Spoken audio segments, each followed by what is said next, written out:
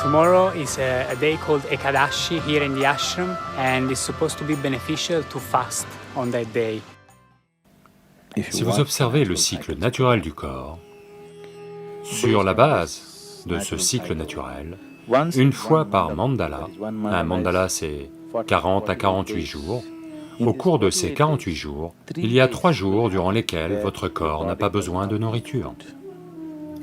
Si la conscience pour savoir quels sont ces jours n'est pas présente, en Inde ils ont fixé ce qu'on appelle Ekadashi, c'est-à-dire que 4 jours avant la pleine lune, 4 jours avant la nouvelle lune, les gens ne mangent pas.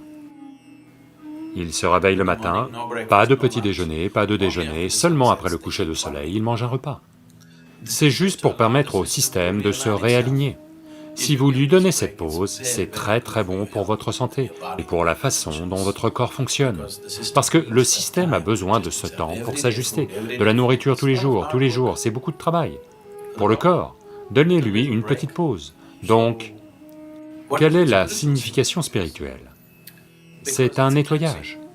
Si votre système n'est pas vibrant, vous n'avez pas envie de faire quoi que ce soit de spirituel. Vous vous sentez léthargique. Pour un méditant, le pire ennemi est le sommeil. Pour être assis ici, les yeux fermés et être pleinement alerte, ça demande autre chose. La plupart des gens, s'ils ferment les yeux, ils s'endorment. Donc être assis ici et être très alerte avec les yeux fermés demande un certain niveau de vibrance dans le corps. Donc pour créer cette vibrance, nous observons comment manger, que faire, combien manger, toutes ces choses. Ce n'est pas spirituel, mais ça fournit le bon genre de corps. Donc dans ce contexte, jeûner de temps en temps, donner au corps une pause pour se rétablir, récupérer sa vibrance, ne pas être rendu léthargique par la nourriture est important. L'écart idéal entre un repas et le suivant est de 8 heures, toujours. Si 8 heures ne sont pas possibles pour vous, un écart d'au moins 5 heures est nécessaire. Vous devez ressentir une certaine sensation de faim avant de manger. Avant d'avoir faim, si vous mettez de la nourriture dans le système va devenir léthargique, il ne sera pas vibrant. Donc la vibrance humaine peut exister à différents niveaux, dans de nombreuses dimensions. Elle peut vous emmener à des dimensions d'expérience et de vie complètement différentes. Donc, maintenir le corps en forme est un prérequis de base. Somehow on this day, I feel that the need for food is not as much as it is on other days. So reducing the food intake definitely helps to clean the system, and it also gives rest to the digestive system. So we fast for 24 hours and break the fast in the night with a particular kind of meal which is more gentle on the system, made up of kanji, papaya, chutney and cooked vegetables. Every morning before we do our morning practices, we have neem and turmeric with tepid light honey water.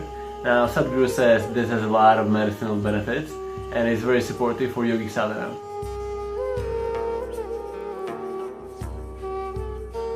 Tout ce que vous empruntez à la planète va causer un certain niveau d'inertie dans le système. Maintenant, l'important c'est que vous soyez conscient de cela et que vous mainteniez les niveaux d'inertie au minimum. La raison pour laquelle, pour voir si votre sadhana fonctionne ou non, on regarde toujours votre quantité de sommeil et votre vivacité, c'est parce qu'on teste l'inertie. Quelle quantité d'inertie générez-vous? Si vous générez trop d'inertie, de toute évidence, vous devez y faire quelque chose. Donc, les niveaux d'inertie vont augmenter. Si le corps ne permet pas à une certaine quantité d'énergie d'entrer au niveau cellulaire. Pour qu'elle entre au niveau cellulaire, le neem et le curcuma combinés sont un formidable... C'est comme un dilateur.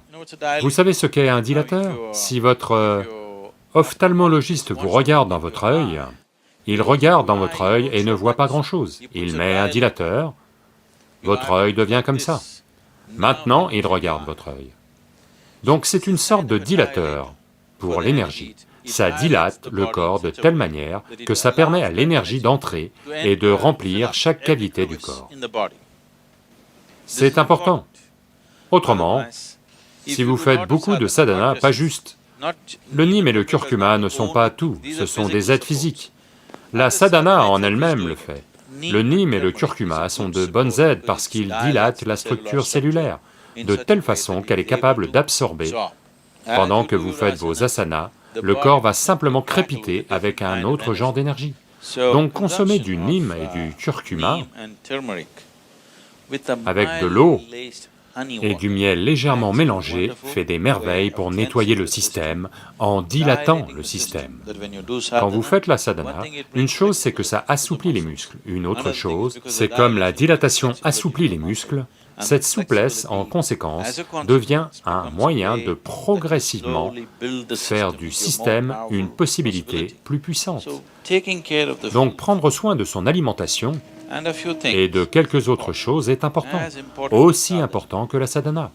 Être discipliné avec votre nourriture, ce que vous faites entrer dans le système, est aussi important que faire la sadhana.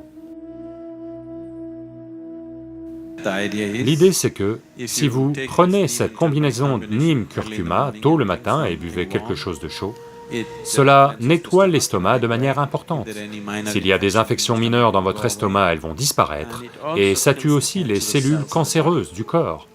Quand je dis cellules cancéreuses, ce n'est pas que vous deviez, vous savez, être diagnostiqué d'un cancer. Tous nos corps ont des cellules cancéreuses. Ce n'est que lorsque ce pourcentage de cellules cancéreuses dépasse un certain niveau que cela devient une maladie. Autrement, chacun de nos corps a des cellules cancéreuses, et c'est leur nombre qui détermine notre état de santé de bien des façons.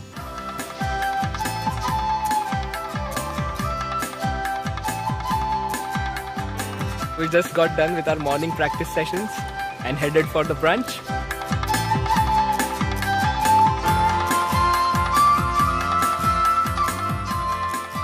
The way that we sit in the hall is we sit cross-legged and we eat with our hands. By eating with the hands, you really create that connection with your food before it even goes into your mouth.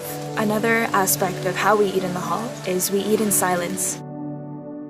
It really helps you be more conscious and aware. And why this is important is because I've become more aware of how my body is while I'm eating. In situations back at home or watching TV while eating, you put your hand into the bag of chips and all of a sudden there's no more chips left. But when you eat this way, consciously, you can better feel the sensations in your body and to know when to stop. Here at the ashram we have 2 meals a day. After introducing this diet, I've seen some changes in the way I do my practices. My sleep quota has gone down quite significantly. Sadhguru says there should be at least 8 hours gap between the first and second meal. I can definitely see that it has worked. Donc si vous espacez la nourriture entre un repas et le suivant, s'il y a un écart de 6 à 8 heures, sans manger quoi que ce soit entre les deux, la plupart de vos cellules cancéreuses vont mourir. Malgré tout, si certaines d'entre elles sont résistantes et ne s'en vont pas, c'est pour ça que 2 fois par mois, il y a Ekadashi pour vous. Maintenant, de très grandes études ont été faites et elles disent toutes la même chose. Si vous jeûnez juste pendant un certain temps, jeûner ne veut pas dire 8 jours, 15 jours, et vous tuez. Non. Simplement, vous mangez votre repas ce soir, le prochain repas n'est que demain soir. Si vous créez cet espace, la plupart des cellules cancéreuses sont neutralisées. Vont-elles toutes disparaître? Non, certaines d'entre elles savent se dissimuler. Mais elles ne pourront jamais augmenter en nombre et se regrouper en un seul endroit pour créer une maladie. It's not just about the type of food and how many times we have food, but it's also about the healing and cooling properties of the food. It changes accordingly to the weather. Everything is put together to create the right kind of balance. During the training in the afternoon, we're also taking a soup. L'après-midi, ils vont vous donner ce qu'on appelle ici koulou, et que les Anglais arrivés ici ont appelé horsegram. Donc dans l'après-midi, ils vont vous donner une soupe de kulsi. Vous buvez la soupe de kulsi, et le kulsi est, parmi les lentilles, c'est la lentille la plus riche en protéines de la planète.